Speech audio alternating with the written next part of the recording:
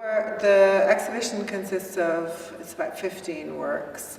All of them have been made this year with the exception of one, which is a piece called Tombstone, which is an older work, but a work for me that is kind of very important in the development of my practice, and also in terms of how it kind of anchors the space with its sort of weight and height, and I suppose in a way is sort of a starting point for a lot of the works here. So it felt important for me to include that work as, in a way, a kind of starting point, perhaps, for the exhibition, something to have which is known when, in a way, all of the other pieces are kind of unknown to me, although they are gradually beginning to reveal themselves as we put them together in the room.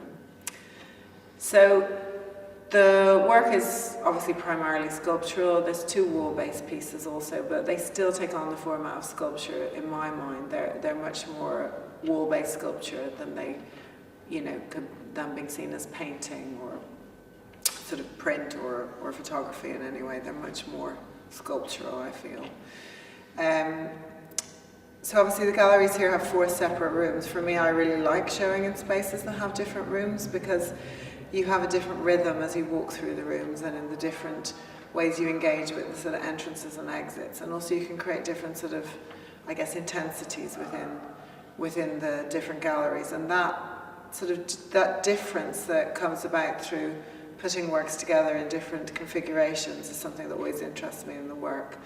So because these works have been made specifically for this exhibition, I view their kind of ideal sort of being as being this moment where they all come together and have been thought of and conceived of in this way. So the works may go on from here and have other lives, but this is their kind of ideal conversation, I suppose. So I work across a range of materials. Most of the works are made in my studio.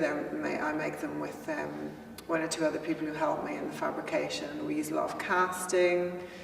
I think in this show in particular there's a lot of cast work. There's the cast polystyrene blocks, there's these benches, and then there's other smaller cast elements as well as, and then alongside that there's sort of constructed sculptures that perhaps use more traditional techniques of making from metalwork, and then have different kinds of finish. I'm really interested in the different levels of finish you have, whether that relates to the hand or to industry. And actually hand features in the exhibition as well. There's a piece of the thinking arm which includes a cast of my own left arm. I'm left-handed.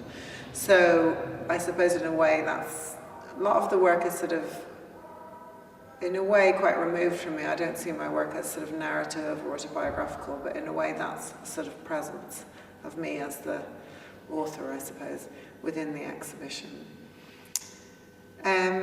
The title of the exhibition is Alternative to Power, and I think in a way, as well as in the exhibition, there's also a piece I've made outside, which is in the window box, which is a large banner which bears the title, and for me has a reference to, in its sort of visual style, has a sort of quite kind of homemade, kind of sort of punky aesthetic, perhaps, and also the sort of banner, I suppose, references protests, trade union marches, sort of general kind of, I guess, personal sort of political statements, and the work for me, it's important that it sort of, in that banner, sort of echoes that, because I feel that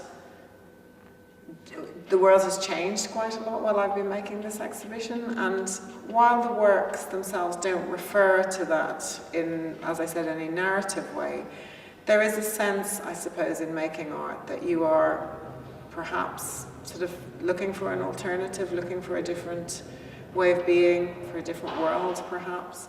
And I think that it felt quite important to make something that, as well as the sort of more hermetic space of the gallery, was kind of looking outwards. And obviously that piece functions as a sort of piece of public art in a way that the works in the exhibition,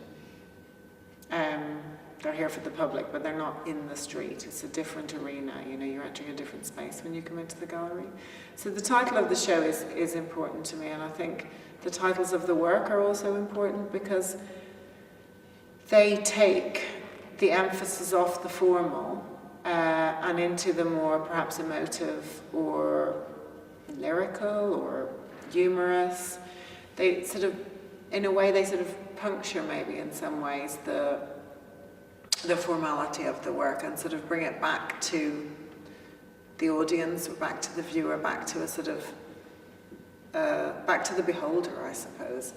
And that's something that's sort of been present sort of throughout the works.